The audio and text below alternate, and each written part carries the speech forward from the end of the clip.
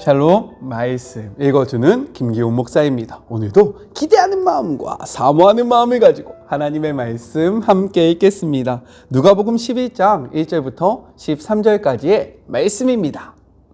하루는 예수께서 한 곳에서 기도하고 계셨다. 예수께서 기도를 마치자 제자들 가운데 한 사람이 말했다. 주님, 요한이 자기 제자들에게 한 것처럼 저희에게도 기도를 가르쳐 주십시오. 그러자 예수께서 말씀하셨다. 너희는 기도할 때 이렇게 하여라. 아버지가 어떤 분인지를 드러내소서. 세상을 바로잡아 주소서. 든든한 새끼 식사로 우리가 살아가게 하소서. 아버지께 용서받은 우리가 다른 사람들을 용서하게 하소서. 우리를 우리 자신에게서와 마귀에게서 안전하게 지켜주소서. 예수께서 말씀하셨다. 너희가 한밤중에 친구에게 가서 이렇게 말하면 어떻게 될지 상상해 보아라. 친구여, 내게 빵 3덩어리를 빌려주게. 얘 친구가 여행을 하다가 방금 찾아왔는데 내 수중에 아무것도 없네. 친구가 침대에서 대답했다. 귀찮게 굴지 말게. 문도 닫혔고 아이들도 다 자려고 누웠다네. 그러니 내가 일어나 자네에게 아무것도 줄 수가 없네. 그러나 내가 너희에게 말한다. 비록 그가 친구라는 이유로는 일어나지 않더라도 너희가 물러서지 않고 그 자리에 서서 계속 문을 두드려 이웃들을 다 깨운다면 그가 일어나서 무엇이든지 필요한 것을 줄 것이다. 내가 하려는 말은 이것이다. 구하여라. 그러면 받을 것이다. 찾아라. 그러면 발견할 것이다. 두드려라. 그러면 문이 열릴 것이다. 하나님과 흥정하지 마라. 솔직하게 말씀드려라. 필요한 것을 구하여라. 우리는 쫓고 쫓기는 게임이나 숨바꼭질을 하고 있는 것이 아니다. 너희 어린 아들이 생선을 달라고 하는데 살아있는 뱀을 접시에 담아 아이를 무섭게 하겠느냐? 너희 어린 딸이 계란을 달라고 하는데 거미를 주며 아이를 속이겠느냐? 너희가 아무리 악해도 그런 생각은 하지 않을 것이다. 너희도 자기 자식에게는 최소한의 예의를 지킨다. 그렇다면 너희를 사랑으로 잉태하신 아버지께서 너희가 구할 때 성령을 주시지 않겠느냐. 이것은 하나님의 말씀입니다. 오늘 본문은요, 내용상 두 부분으로 나눠서 생각해 볼 수 있습니다. 먼저 첫 번째 1절부터 4절 주의 기도입니다. 오늘 말씀은요, 예수님이 한 곳에서 기도를 하시는 모습으로부터 시작됩니다. 이렇듯 예수님의 삶 속에서 기도는요, 떼어놓을 수 없는 삶의 습관이었고, 그리고 삶의 한 영역이었다라는 거예요. 오늘 말씀을 묵상하시기 전에 나의 삶의 습관과 나의 삶의 모습은 무엇인지를 돌아보시면서요, 하나님의 모습을 통하여 우리가 기도를 하겠다라고 결단하시면서 이 말씀을 묵상하셨으면 좋겠습니다. 기도는 우리에게 호흡과 같으니까요. 기도하는 하루가 됩시다. 말씀 한번 볼까요? 예수님에게 한 제자가 요한이 자기의 제자들에게 기도를 가르쳐 준 것처럼 자신들에게도 기도를 가르쳐 달라는 요청을 하게 됩니다. 이러한 요청 아래 주기도문, 주의 기도가 시작되는 거예요. 이 기도의 처음이 어떻게 시작합니까? 예수님은요, 제자들에게 이렇게 기도하라 라고 이야기하시고요, 아버지를 찾습니다. 아버지. 이는요, 기도의 대상이 하나님이어야 한다는 것을 분명하게 드러내고 있는 거예요. 이렇듯 기도는요, 김기용 목사에게 아니면 위대한 성인에게 하는 것이 아니라 우리의 한 분 대신 하나님에게 하는 것이라는 것을 예수님께서 분명히 하셨어요. 여러분은 누구에게 기도하고 있습니까? 기도는요, 하나님에게 하는 것입니다. 다른 그 어떠한 존재에게 하는 것이 아니라는 것을 꼭 기억하시는 그런 하루가 되었으면 좋겠습니다. 그리고 보니까요, 이 아버지는요, 아람어로 아빠입니다. 아빠. 우리가 아빠라고 부르는 것과 굉장히 비슷하죠. 그런데 이러한 것은요, 우리가 아빠를 어떻게 부를 때 부릅니까? 친근하게 어린아이들이 아빠 할 때 이렇게 부르잖아요. 마찬가지로 아람어에서 아빠는요, 어린아이들이 아빠를 부를 때 부르는 이러한 친근한 호칭이었다라는 거예요. 이것을 통해서 무엇을 나타내고 있느냐? 구약에서 하나님을 가리켜 직접 아버지라고 친근하게 부르는 경우는 거의 없습니다. 그러므로 하나님을 아버지라고 부르는 이 호칭의 혁명, 이것은 호칭의 혁명이에요. 이러한 것은 예수님께로부터 시작되었음을 우리가 알 수 있다는 거죠. 보통은 구약에서 창조주의 위엄과 능력을 나타내는 엘로힘이라는 이러한 표현, 그리고 스스로 자존하시며 언약에 충실하심을 보여주는 무엇인가요? 여호와를 사용했는데, 예수님은요 이제 하나님을 아빠, 아버지라고 부르고 계시다라는 거예요. 이것은 예수님과 하나님 사이가 얼마나 친밀했는지를 보여주고 있는 표현이고요. 그리고 예수님만이 하나님을 아빠라고 부르는 것이 아니라 이제 너희도 하나님을 아빠라고 부르라고 명하였다는 것은 무엇이냐? 예수님과 하나님과의 이 친밀함이 이제 우리와 하나님과의 친밀함으로 확장되어졌다는 거예요. 그렇기에 주저하지 마시고 우리의 하나님을 아빠라고 부르시는 그런 복된 하루가 되었으면 좋겠습니다. 아셨죠? 두려워하지 마세요. 자, 또 볼까요? 이름이 거룩히 여김을 받으시오며. 이것은 무엇이냐? 기도의 대상인 하나님께서 존경을 받으셔야만 한다라는 그러한 당위성을 나타내고 있는 거예요. 과거 하나님의 이름이요 자기 백성 이스라엘로 인해서 더럽혀졌기 때문에 하나님은 그 이름을 다시 거룩하게 하실 것을 예고하셨습니다. 말씀을 같이 한번 보겠습니다. 에스겔 36장 23절 같이 읽어볼까요? 여러 나라 가운데 더럽혀진 이름 곧 너희가 그들 가운데서 더럽힌 나의 큰 이름을 내가 거룩하게 할지라. 내가 그들의 눈 앞에서 너희로 말미암아 나의 거룩함을 나타내리니 내가 여호와인 줄을 여러 나라 사람이 알리라. 주 여호와의 말씀이니라 라고 이야기하고 있습니다. 그렇기 때문에 우리는요 더 이상 그 하나님의 이름, 우리 아빠, 아버지 되시는 그 예수 하나님의 이름을 더럽히는 것이 아니라 열방의 통치자 되시는 여호와의 이름을 거룩하게 해야 하는 그러한 사명, 미션이 우리에게 있다는 것을 이 기도를 통해서 알려주고 계신 거예요. 우리 더 이상 예수님의 이름, 하나님의 이름을 땅바닥에 내려서 더럽히는 것이 아니라 우리의 삶으로, 우리의 모습으로 그 이름을 높이는 우리 모두가 되었으면 좋겠습니다. 코로나 시기 가운데 이 말씀이 너무나도 중요하다는 것 잘 알고 계시죠? 주님의 이름을 우리의 삶으로 높이는 하루가 됩시다. 화이팅! 자, 나라가 임하시오며. 마태복음 12장 28절에는요 이렇게 기록되어 있어요. 그러나 내가 하나님의 성령을 힘입어 귀신을 쫓아내는 것이면 하나님의 나라가 이미 너희에게 임하였느니라. 하나님의 나라는요 예수님의 삶과 사역을 통해서 실현되기 시작하였으므로 우리는 하나님의 통치가 더욱더 확장되도록 기도해야 된다는 거예요.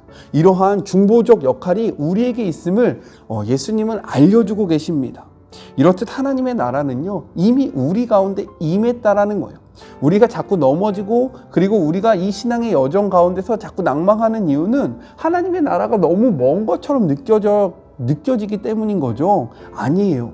예수님도 이야기합니다. 나라가 임하시오며, 즉 하나님의 통치가 더욱더 확장될 수 있도록 우리에게 중보적인 역할을 해라. 그리고 너희가 이 복음의 확장에 앞장서는 삶을 살아야 한다라고 이야기하고 있는 거예요. 그래서 이런 찬양이 있죠. 이미 왔으나 아직 오지 않은 하나님의 나라. 하나님의 나라 너무 멀다라고 생각하면서 안일한 삶을 살지 않기를 주님의 이름으로 권면합니다. 이미 오신 것이 바로 하나님의 나라입니다. 자, 더 볼까요? 우리에게 날마다 일용할 양식을 주시옵고. 기도의 내용 가운데 예수님의 관심은요 하늘에서부터 이제 땅으로 내려옵니다. 즉 예수님은 인간의 필요와 관련된 부분에 관심을 돌리셨다라는 거예요. 염려라는 것은 무엇입니까? 우리가 땅에 비유해서 봤잖아요. 씨앗에 비유해서 봤잖아요. 염려는요 우리 안에 심겨진 그 씨앗이 결실을 맺지 못하도록 숨통을 끌어놓는 역할을 합니다. 이렇듯 우리가 생활의 염려를 갖게 되면요 제자된 삶을 살아가지 못한다라는 거죠. 이 땅에 살고 있기 때문에 이것으로부터 완전히 자유할 수 없음을 예수님께서 너무 잘 알고 있습니다. 그래서요 일용할 양식을 달라고 하나님 앞에 기도하라라고 이야기하고 있는 거죠. 그리고 또 이 이야기는 어떠한 것을 의미하냐면 하나님께서부터 오는 이 공급으로 만족할 줄 알아야 한다라는 것을 우리에게 이야기하고 있는 거예요. 우리의 공급은 하나님께로부터 오는 것이고요. 하나님께서 공급하시는 것으로 만족하시는 우리 모두가 되었으면 좋겠습니다.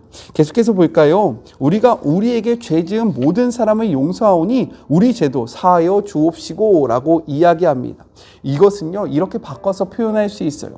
우리가 우리에게 빚지고 있는 모든 사람을 용서하고 있기 때문에 우리 죄도 용서해 주옵소서. 제자된 삶이란요, 무엇이냐?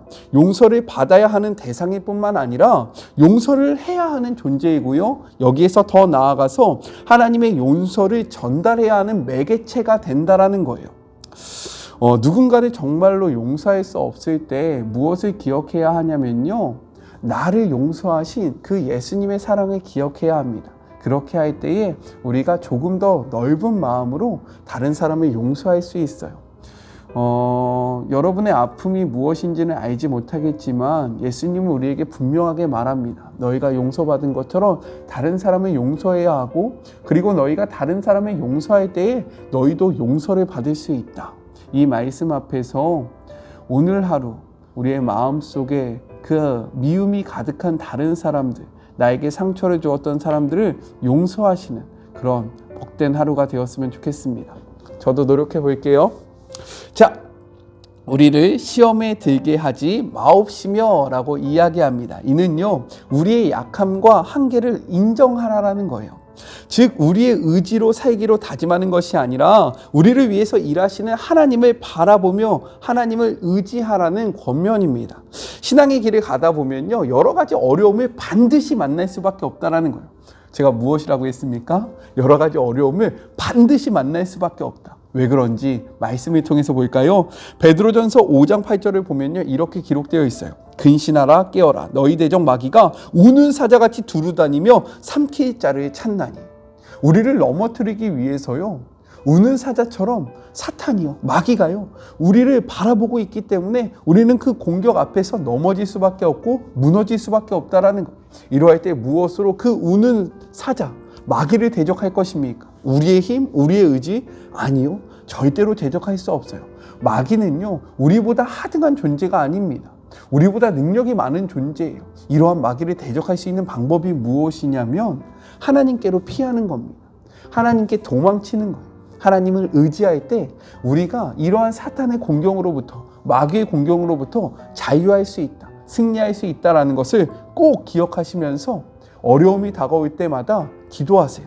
우리를 시험에 들게 하지 마시옵고, 우리를 시험에 들게 하지 마시옵고, 주님을 바라보시며 이 어려움을 극복하시는 그런 복된 하루가 되었으면 좋겠습니다.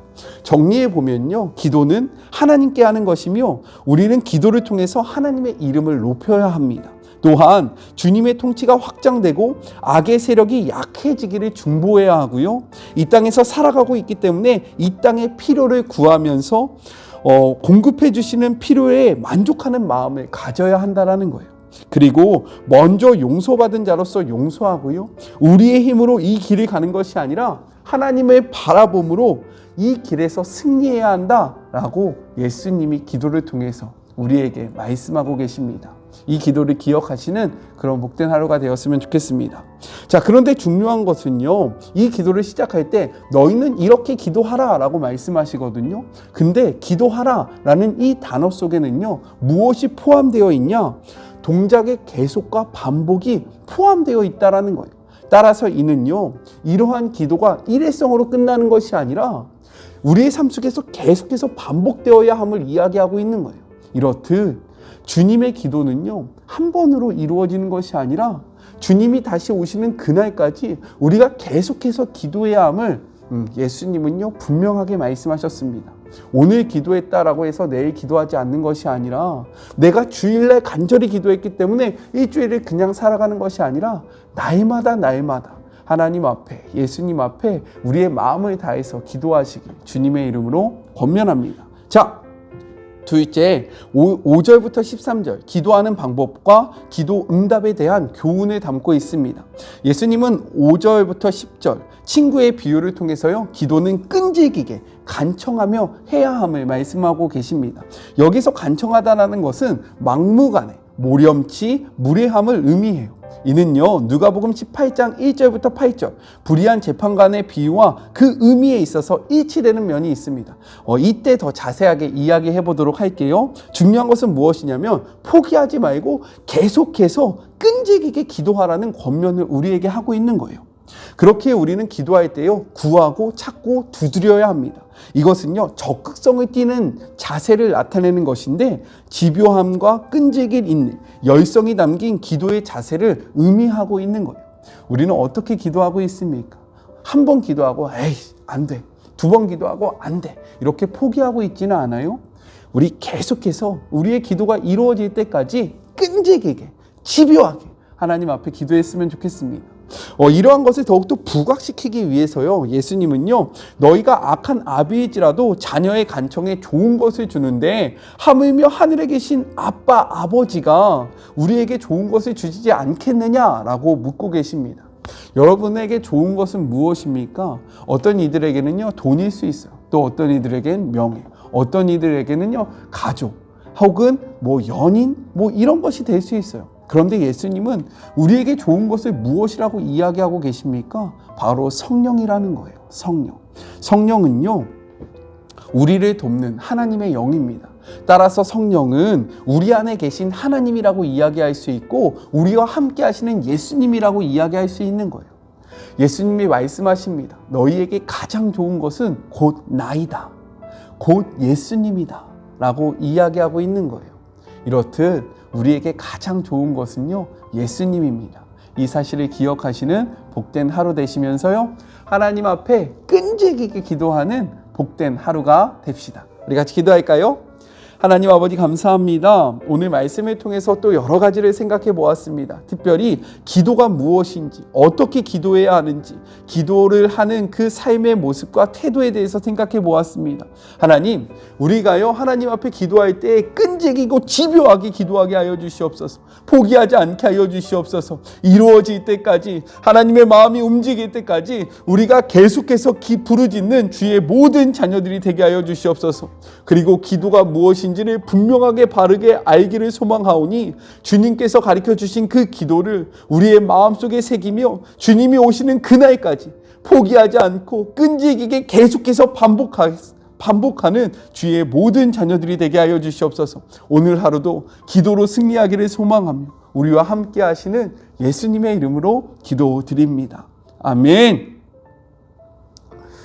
우리 오늘 하루 끈질기게 포기하지 말고 계속해서 하나님과 동행하시는, 그렇게 기도하시는 하루가 되었으면 좋겠습니다. 저는요, 또 내일 만나도록 할게요. 사랑하고 주님의 이름으로 축복하면서 오늘 하루도 힘내세요. 우리 내일 만나요.